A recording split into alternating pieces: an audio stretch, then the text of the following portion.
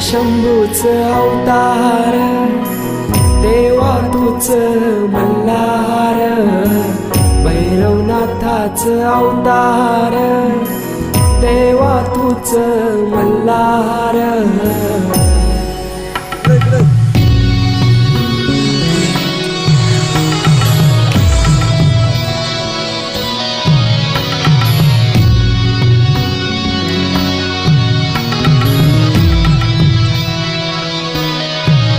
ठेवून बाणाई पहिल्या पायरीला, घेऊन मानसा देवी संगतीला, वध करूनी मनी मल्हार